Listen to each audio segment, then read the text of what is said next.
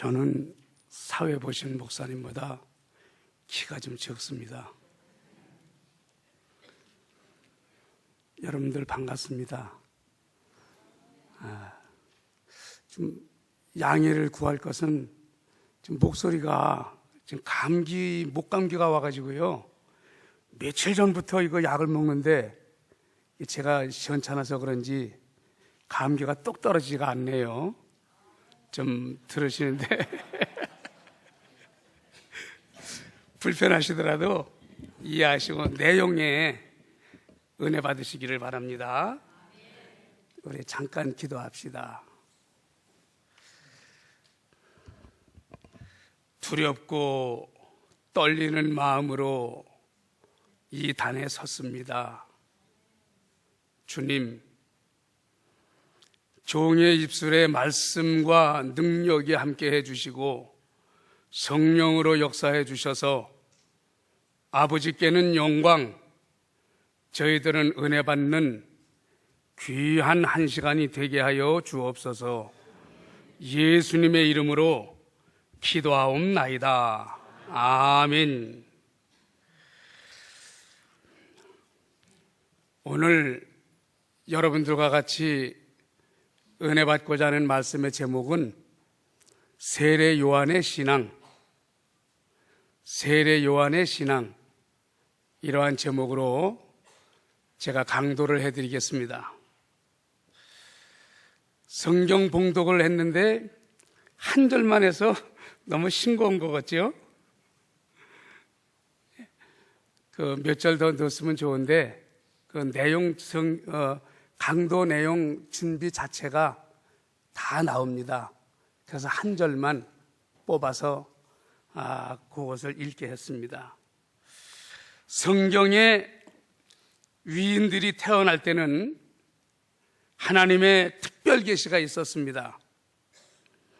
이삭이 태어날 때도 계시가 있었고, 삼손과 모세, 특별히 예수님께서 탄생하실 때에도 하나님의 특별 계시 가운데서 예수님이 탄생하셨습니다. 오늘 본문의 세례 요한도 하나님의 계시 가운데 태어났고 오실 예수님의 길을 예비하는 준비자의 삶을 살았습니다.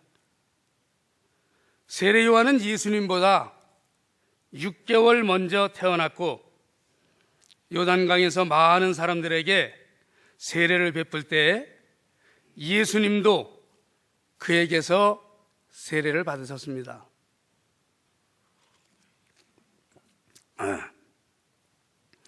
일반적인 관점에서 보면 세례 요한은 예수님의 선배가 됩니다.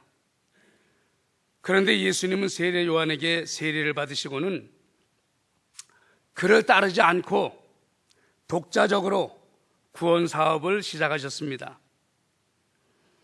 뿐만 아니라 세례 요한을 따르던 많은 청중과 제자들이 예수님께로 옮겨가기 시작했습니다. 요한복음 3장 26절에 보면 저희가 요한에게 와서 가로되 랍비여, 선생님과 함께 요단강 저편에 있던 자, 곧 선생님이 증거하시던 자가 세례를 주매 사람이 다 그에게로 가더이다.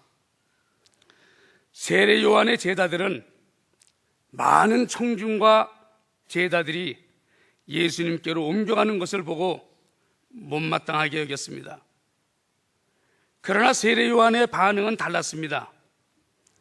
많은 사람들이 자신에게서 예수님께로 옮겨가는 것은 당연한 일이고 한 걸음 더 나아가서 그는 흥하여야 하겠고 나는 쇠하여야 하리라 고 말을 했습니다. 세례 요한은 예수님의 구원 운동의 길을 준비하러 온 자신은 조연이고 주연이신 예수님이 오시면 자신은 예수님의 뒤로 물러나는 것을 지극히 당연한 순서로 알고 있었습니다.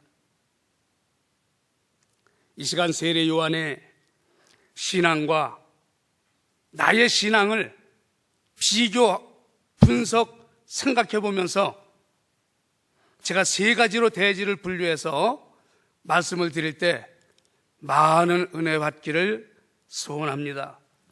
첫 번째 대지입니다. 세례 요한은 자신의 신분과 위치를 바로 알고 있었다는 사실입니다. 세례 요한은 오시는 예수님의 길을 준비하는 예비자로서 자신의 신분과 선을 넘지 않았습니다. 예수님은 주연이시고 자신은 조연인 것을 확실하게 깨닫고 있었습니다. 이것이 은혜이고 이것이 하나님께 귀하게 쓰임받는 비결이기도 합니다. 성경에 보면 절대 넘지 말아야 할 선을 넘어서 어려움을 당한 사람들이 많이 나옵니다. 그 중에 신약에 가룟 유다가 나옵니다. 예수님께서 가시는 곳마다 환영을 받으시고 영광을 받으시고 여러 가지 능력과 기적이 나타나자 자기가 그만 흥분하기 시작했습니다. 이렇게 가면 예수님께서 크게 될 것이고 그러면 자기 자신도 아마 크게 될 것이다 하고 분수를 잃고 유혹을 받아서 결국 선을 넘은 결과 신앙도 인생 삶도 실패하고 비참한 최후로 생을 마감하고 말았습니다. 구약시대에는 아론과 미리암이 있습니다. 똑같은 잘못을 저질렀습니다. 이스라엘 백성들 위해서 모세가 군림하면서 명령을 하면서 이스라엘 백성들을 인도하였는데 아론과 미리암도 순종하는 사람들 가운데 있어야 마땅할 터인데 그만 미혹을 받고 말았습니다. 저건 내 동생인데, 저건 내 남동생인데 하면서 선을 넘고 모세에게 도전을 합니다. 하나님이 너하고만 말씀하시느냐? 우리들하고도 말씀하느냐?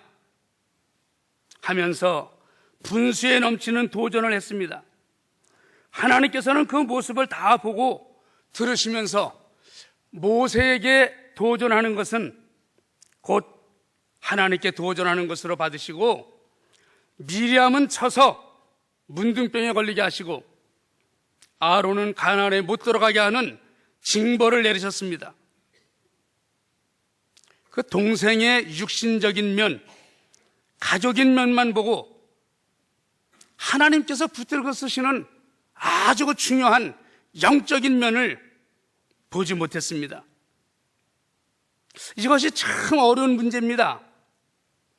어려운 문제인데 분수를 넘어서 결국은 시험에 들고 많은 죄를 짓고 많은 하나님께 심판을 받을 수밖에 없는 원인이 되는 그러한 것입니다. 두 번째 대지를 말씀드리겠습니다. 세례 요한은 자기 자신의 삶에 철두철미했습니다. 세례 요한은 자신의 위치와 신분, 지켜야 할 선에 대해서 철두철미했습니다. 매사가 너무 엄격해서 따르는 많은 사람들이 세례 요한을 메시아인 줄 알았습니다. 요한복음 1장 27절에 보면 세례 요한은 그때 나는 그의 신발끈 풀기도 감당치 못하겠노라 고백을 했고, 본문에 그는 흥하여야 하겠고 나는 쇠하여야 하리라 고 고백을 했습니다. 이것이 참된 제자의 도의 길을 걸어가는 그러한 모습이기도 합니다. 세례 요한은 한평생을, 그래야 겨우 30년인데 오직 한 길, 외길만을 고집하면서 철두철미하게 자기가 걸어가야 할 그 길을 걸어갔습니다. 예비자로서의 삶을 살아가는 것입니다. 세례 요한은 그 시대에 메시아로 불릴 만큼 자신의 삶에 엄격했습니다. 아주 엄격한 삶을 살았습니다. 염론질 한 번 안 했습니다. 뒤도 돌아보지 아니했습니다. 그 당시에 백성들은 그의 엄격한 삶을 두려워했고 광야에서 외치는 그의 소리를 듣기 위해서 광야로 나갔다가 독사의 새끼들아, 누가 너에게 임박한 진노를 피하라 하더냐 하고 책망할 때 그 앞에 무릎을 꿇고 회개하면서 세례를 받는 은혜의 역사가 매일같이 이어졌습니다. 오늘날 어떻습니까? 오늘날 신앙이 느슨해지면서 다원주의 신학이 많이 들어왔습니다. 여기도 길이 있고 저기도 길이 있고 또 저쪽에 가도 길이 있고, 어찌 구원이 기독교만의 전유물이냐? 구원은 기독교만의 전유물이 아니라고 외쳐댑니다. 이건 아닙니다. 세례 요한에게 있어서는 어림도 없는 말입니다. 어림도 없고 말고요. 신앙인들이 너무 융통성을 발휘하면서 주일날도 5분도 늦고 10분도 늦고 때로는 적당히 빠지는 것이 오늘날의 기독 신자들의 모습입니다. 이러한 영향이 남들에게도 미치는데, 이 나쁜 영향이, 안 좋은 영향이 다른 사람들에게도 영향을 미치는데, 이거 참으로 불행한 일이 아닐 수 없습니다. 보통 심각한 문제가 아닙니다. 마태복음 5장 16절 한번 읽어봅시다.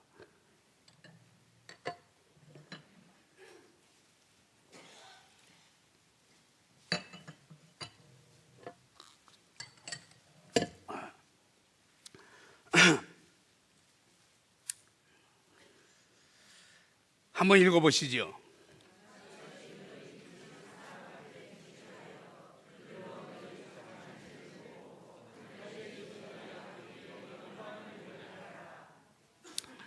이같이 너희 빛을 사람 앞에 비치게 하여 저희로 너희 착한 행실을 보고 하늘에 계신 너희 아버지께 영광을 돌리게 하라. 십자가에 못 박혀 피 흘려 속죄의 제물이 되어주신 우리 주님, 그 예수님을 우리가 영접하는 순간에 우리 안에는 빛 대신 예수님이 들어와 계십니다. 근데 그 빛을 비추래요.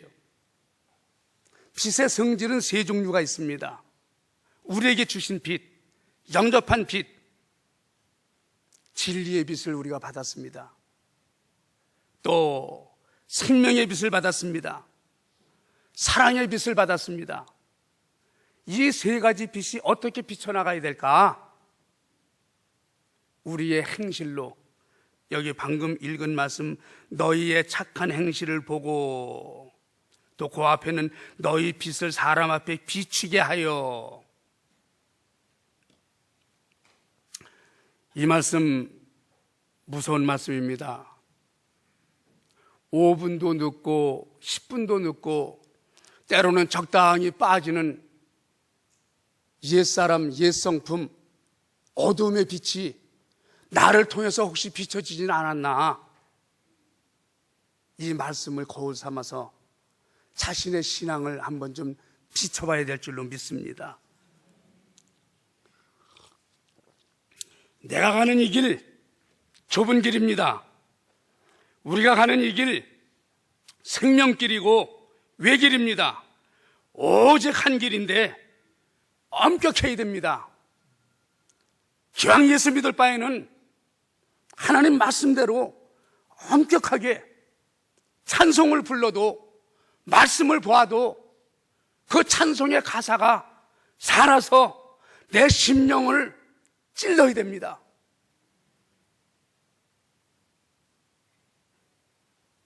(2006년도)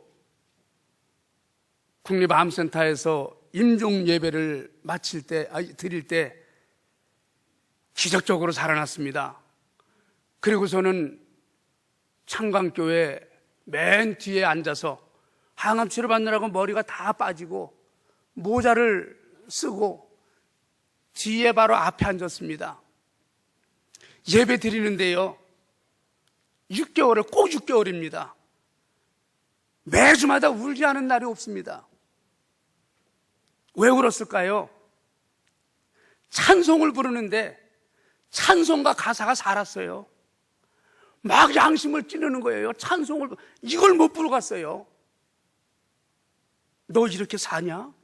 이 기도하는, 찬송은 곡조 있는 기도 아니에요? 기도하면서 이대로 사냐?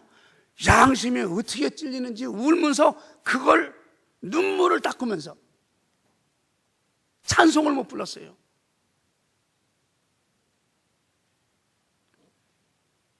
지금은 고인이 되셨지만 스승 이병규 목사님 강도하실 때는 그 성경 구절을 읽으시는데 말씀이 살아서 또 막 오는 거예요. 에? 너 정말 이렇게 살았냐? 네가 목사냐?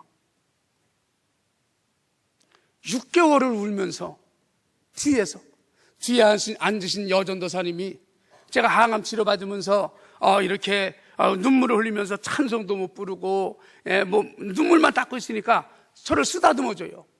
아유, 목사님 얼마나 아프면 그러세요? 난 아파서 그러는 건 아닌데. 양심이 찔리고 말씀이 살아 역사하니까. 여러분들 찬송을 부를 때, 말씀을 볼 때, 말씀을 읽을 때 이러한 체험을 하시기를 바랍니다. 은혜가 돼요? 왜 은혜가 안 돼요? 항상 하나님을 의식하게 됩니다. 마태복음 7장 13절로 14절 한번 읽어보세요. 빨리 읽어보세요. 찾는 분이. 마태복음 7장 13절로 14절.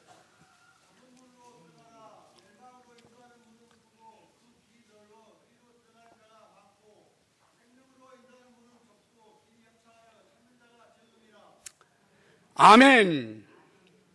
좁은 문으로 들어가래요. 넓은 문으로는 가지 말래요. 그런데 좁은 문으로 들어가는 사람들은 적고 넓은 문으로 들어가는 사람들은 많답니다. 결과는 너무너무 엄격합니다. 무섭습니다. 끔찍합니다. 결과가. 좁은 문의 결과는 생명길이고 넓은 문의 결과는 사망 지옥입니다. 여러분 어떤 길을 지금 걷고 있습니까? 나름대로 스스로 잘 믿는 줄로 알고 나름대로 어떤 문을 하나 만들어 놓고 편안하게 들어갔다 나왔다 하는 거 아닙니까? 하나님이 다 보고 계십니다. 하나님이 우리 심령을 꿰뚫어 보고 계십니다. 인사청문회 할 때 보면 보통 때는 훌륭한 것 같은 사람들도 현미경을 들이대고 들여다보면 하자가 너무 많이 나옵니다. 왜 많을까? 융통성이 많아서 그렇습니다. 융통성이 너무 많아서. 세금을 내야 하는데 어떻게 해서 내지 않았습니다. 길이 아닌 데로 간 겁니다. 공직에 있을 때에 고급 정보를 몰래 빼내서 그것으로 땅을 사놓았습니다. 그때는 수지 맞고 좋았지요. 하나밖에 없는 아들놈 군대를 보내야 되는데 군대를 가서 고생할 것을 생각하니까 밤에 잠이 안 와요. 잠이 안 옵니다. 그래서 적당한 방법을 써서 빼놓았습니다. 이것이 융통성이 많은 삶입니다. 정도의 길이 주어졌는데 이 길을 이탈해서 딴 길로 간 겁니다. 어느 날 장관을 하라고 하는데 털어보니까 잘못된 길로 간 일이, 잘못된 길로 간 사건이 너무너무 많이 나옵니다. 이런 날이 올 줄 알았나요? 몰랐지. 순간의 잘못된 판단으로 일평생 떳떳지 못함이 뒤를 따라다니면서 괴롭힙니다. 우리 신앙인은, 기독인은, 예수 믿는 성도들은 융통성을 배제하고 손해볼 땐 손해도 보고 희생할 땐 자신을 희생도 해야 됩니다. 융통성이 많은 사람, 많은 자들 우리 주변에 많이 봅니다. 많이 또 보여요. 신앙의 정통성이 의심스럽습니다. 신앙의 정통성이 의심스러워요. 이런 사람들은 뭐라 그러는지 아세요? 일본 말로는 아리까리하다 그래요. 저 프랑스 말로는 뭐라 그러죠? 아리송하다.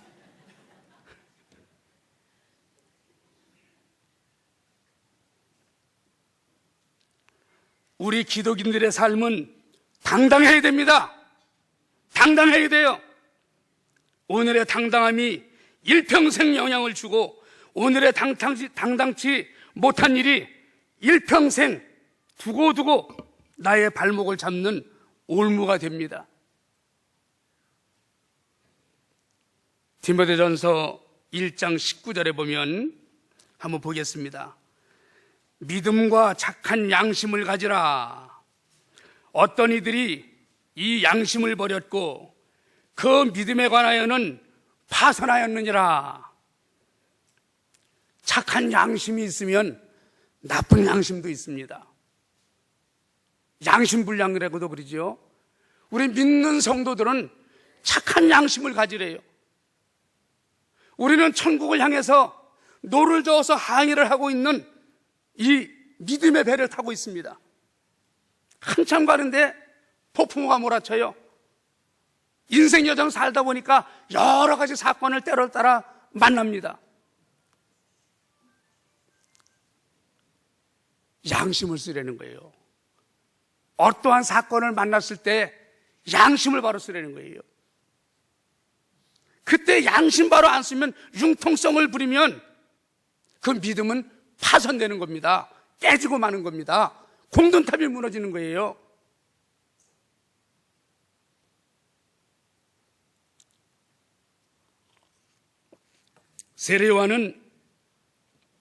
세례요한의 아버지는 현직 제사장이었습니다.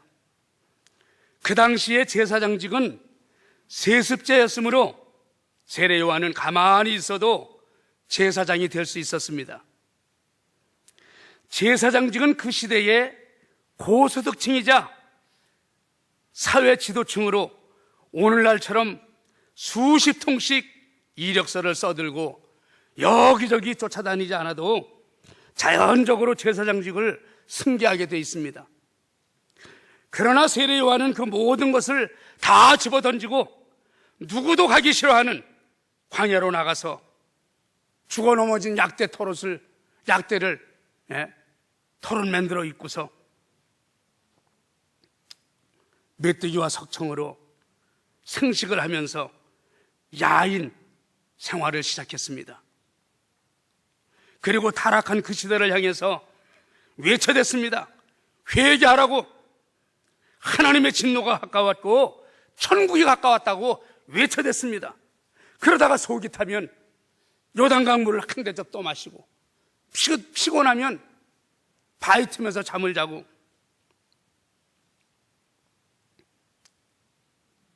많은 사람들이 그를 보러 광야로 왔다가 그 소리에 양심에 찔려서 하나 둘씩 세례요한 앞에 머리를 숙이고 그 앞에 나가서 세례를 받았습니다.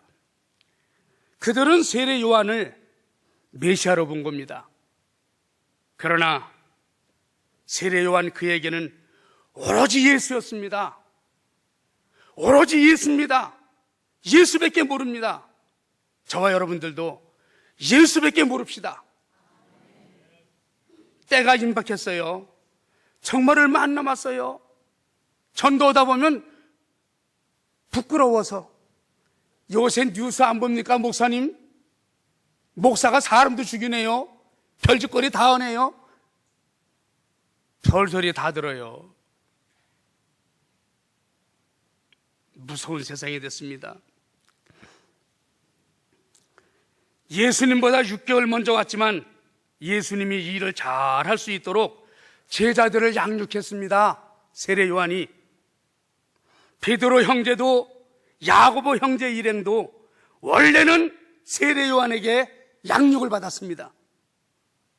준비를 잘 시켜놓았기 때문에 갈릴리 해변에서 예수님께서 어느 날 너는 사람을 낚는 어부가 되리라, 나를 따르라 한마디 하셨습니다. 그때 이 한마디 말씀에 배와 그물과 부친을 다 내버리고 즉시 따른 겁니다. 참으로 멋지고 귀한, 저희들도 본받아야 할 그러한 신앙입니다. 나는 주님의 말씀을 지금 잘 따르고 복종하고 순종하고 있나? 자신을 돌아봐야 됩니다. 내 영혼을 책임지고 주님께로 인도하고 있는 주의 종 담임 목사님 말씀에 절대 복종하면서 토달지 않고 잘 순종하고 있는가? 자신의 신앙을 돌아보는 근본 사경의 기간이 돼야 될 줄로 믿습니다. 세 번째 대지입니다. 세례 요한의 순교입니다.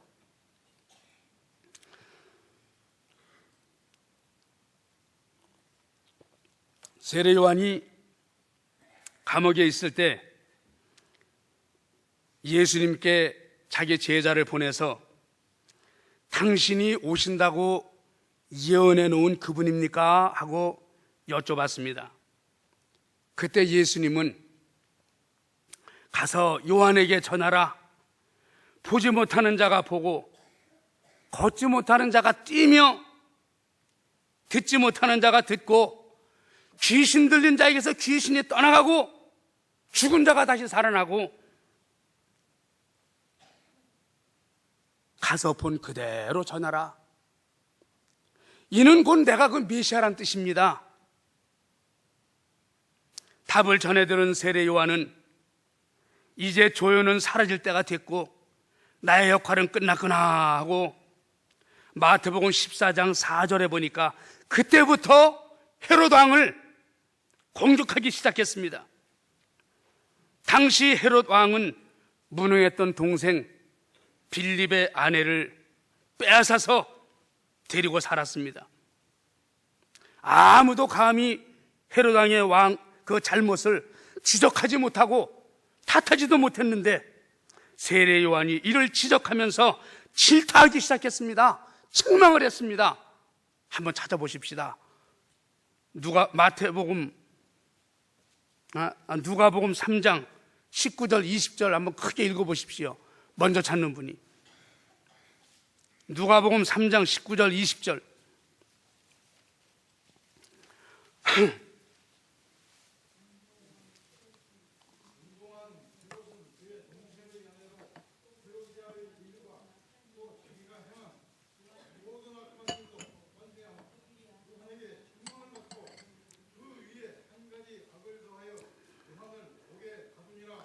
아멘. 분봉왕 헤롯은 그 동생의 아내 헤로디아의 일로 또 일과 또 그의 행한 모든 악한 일을 인하여 요한에게 책망을 받고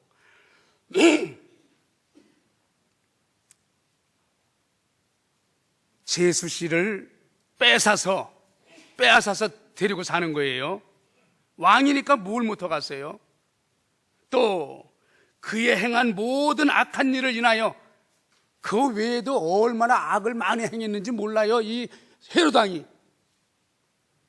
그 당시에 헤롯 왕에게 직언을 하면서 책망을 할 정도면 세례 요한은 생명을 내놓은 겁니다. 생명을 내놓고 잘못 나가고 있는, 죄에 빠져 있는, 정신을 차리지 못하고 있는 헤롯 왕을 지적하면서 책망을 하는 겁니다. 거기다 이제 더 요한을 옥에 가두니라. 요한이 옥에 갇혔습니다. 마태복음 14장 5절에 보니까 이 헤롯 왕도 내면적으로는 세례 요한을 두려워했습니다. 자기를 자꾸 공격하니까 잡아다가 감옥에 집어넣었습니다. 그리고 성경에는 나오지 않지만 그리고는 가서 달래도 보고 설득도 해보고 세례 요한하고 타협도 해보았지만 타협이 안 되었습니다. 문제를 해결하는 것은 헤로디아였습니다. 그녀는 무능한 남편 대신 헤롯 왕과 사는 것을 세례 요한이 방해하자 큰 잔치를 베풀고 전국의 귀인들을 모두 초청했습니다. 그리고 독한 술을 대접해서 흥이 고조가 되니까 딸 살로메, 헤롯 왕에게는 의붓딸입니다. 그 살로메를 내보내서 관능적인 춤을 추게 했습니다. 이때 당시에 무슨 도라지, 백도라지, 심신산천의 백도라지, 아리랑 아라리여, 심리도 못 가서 발병이 났네, 이런 고전적인 노래나 춤이 아닙니다. 그야말로 흐느적거리는 관능적인 그러한 춤을 추게 한 겁니다.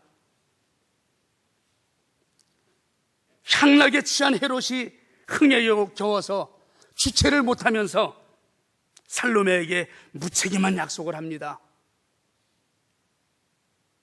네가 무엇을 원하느냐?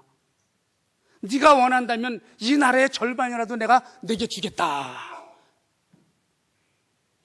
살로메는 주저하지 않고 그 여우 같은 자기 엄마 헤로디아의 사주를 받은 대로 세례 요한의 목을 소반에 담아 주십시오. 누가 그 말이 나올 줄 알았어요? 깜짝 놀랐습니다. 당황했습니다. 헤로당이 아마 술이 순간적으로 번쩍 깼을 것 같아요. 세례 요한은 여인의 춤춘 대가로 목이 잘려나가 순교당한 거룩한 순교자가 됐습니다. 그 소식을 전해들은 예수님은 세상에서 여인이 낳은 자 중에 가장 큰 자라 세례 요한에 대해서 평을 해주셨습니다. 이사야 선지자는 세례 요한을 광야에 외치는 자의 소리라 소개했고, 세례 요한 본인도 자기 자신을 광야에 외치는 자의 소리라고 자기를 소개했습니다.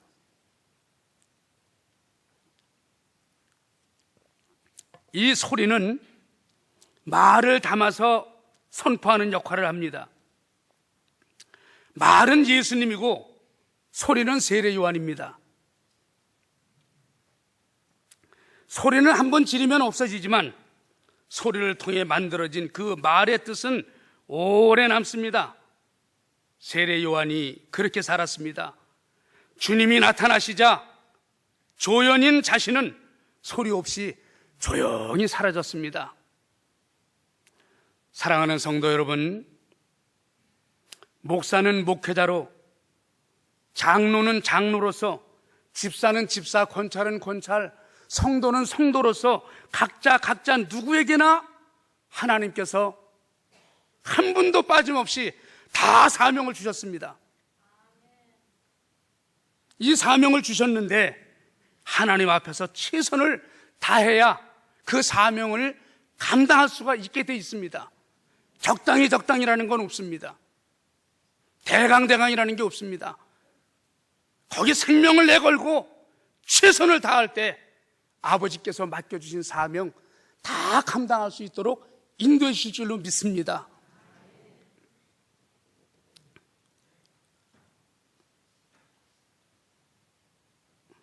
나는 지금 나의 몸과 마음과 심령이 얼마만큼 예수님에게 점령당해 있는가, 얼마만큼 예수님을 신뢰하고 얼마만큼 예수님을 위탁하고 살아가고 있는가. 예수님께서 이 시간에 내게 오셔서 너의 하던 일과 소중한 것을 버려두고 나를 따르라 말씀하시면 모든 것을 다 버려두고 즉시 예수님을 따를 수 있을까? 이 시간에 한번 나 자신의 신앙을 한번 돌아봐야 될 줄로 믿습니다. 분명히 이 시간에 너의 하던 그 소중한 일 다 버려두고 나를 따라 여러분들에게 명을 하십니다. 어찌 하시렵니까? 아멘이고 따를 겁니까? 아니면 어떡할래요? 저는 밭을 샀는데 밭을 좀 보러 가야 됩니다. 도저히 이번에 안 될 것 같습니다. 물질 문제 때문에, 돈벌이 때문에, 사업 때문에 도저히 안 될 것 같습니다. 저는 소를 10마리를 샀습니다. 이거 시험으로 나가봐야 되는데, 이 십수는 인간 만수 지상 만수입니다. 이 사람은 많은 사업을 벌려놓고 분주하게 어지럽게 돌아가는 사람이요. 돈만 보고 나가는 사람이요. 이 말씀을 순종할 수가 없지요. 순종이 될 수가 없지요. 한 사람은 나는 며칠 전에 장가를 갔습니다. 우리 한 사람 좀 기쁘게 오늘은 어디 가서 누구도 보고 어디 구경도 가고 어디 맛있는 거 있는데 거기 먹으러도 가야 되고 도저히 이번만큼은 안 되겠습니다. 이러한 답변이 주님께는 통할 수가 없습니다. 주님이 오라고 하시면 베드로 형제와 야고보 형제처럼 하던 일을 다 내던지고 즉시 따르는 여러분들이 되시기를 바랍니다. 그래야 소망이 있어요. 그래야 앞길이 열려요. 뭐도 안 됩니다. 저것도 안 됩니다. 이것도 안 됩니다. 안 되는 타령만 하지 말고 내가 얼마나 주님께 붙들려 있나, 말씀에 얼마나 붙들려 있나, 하나님을 얼마나 의식하고 살아가고 있나. 우리 교회는 몇 분 안 돼요. 정말 몇 분 안 됩니다. 이제 이번 4월 16일 날 세월호 침몰하는 날 되면 꼭 2년 돼 가는데 집사님들 3분이에요. 왔다가 그나마 술주택 먹이고 뭐고 이런 사람들 죄 떠나버리고 어제 7명인가 8명이 예배 드렸어요. 저를 연단시키시려고 하는 것 같아요. 그래도 감사하면서 전도해야지. 나가지 않으면 마음이 그냥 괴로워요. 불안해요. 진짜 불안해요. 혼자라도 나가는 거예요. 전도지 들고 나가고 여기도 가고 저기도 가고 전도로 다니는 거예요. 부지런히 그냥. 여러분들도 심령이 불붙는 것 같아서 전도하시기 바랍니다. 전도해야 돼요. 지금 자꾸만 우리 목사님들이 빛을 비추지 못하니까 어둠의 빛을 비치니까 뉴스 보세요. 지 새끼를 다 때려 죽여. 그게 무슨 목사야 글쎄. 얼마나 전도문이 막히는지 아세요? 부자 세습 때문에도 얼마나 전도문이 막히는지 아세요? 훌륭한 목사님들이 자신이 행실을 한번 잘못함으로 인해서 교회가 막 쩍쩍 갈라지고 말이죠. 서로 원수지간을 맺어놓고 말이죠. 막 돌아가는 세상이 됐어요. 지금 우리가 정신 차리지 않으면 이게 남의 일이 아닙니다. 내 교회도 그렇게 될 수가 있어요. 무섭습니다.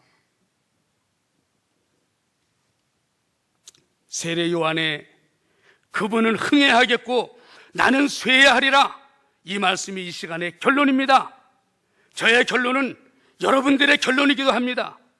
그는 진정한 제자였습니다. 예수님만을 위해서 살았습니다. 예수님 때문에 태어났고 예수님을 위해서 살다가 예수님 때문에 죽었습니다.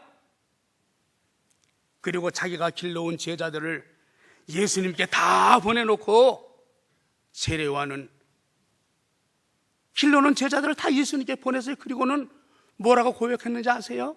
오늘 본문 말씀이요. 그는 보름달처럼 흥황해야 되겠고 자신은 나는 금음달, 초승달처럼 쇠하리라.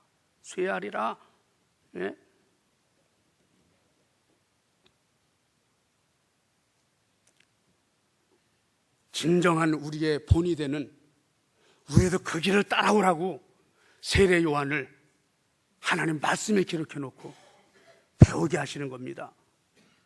그리고 광야에서 외치는 소리처럼 예수님만 나타내고 자신은 사라져 버렸습니다.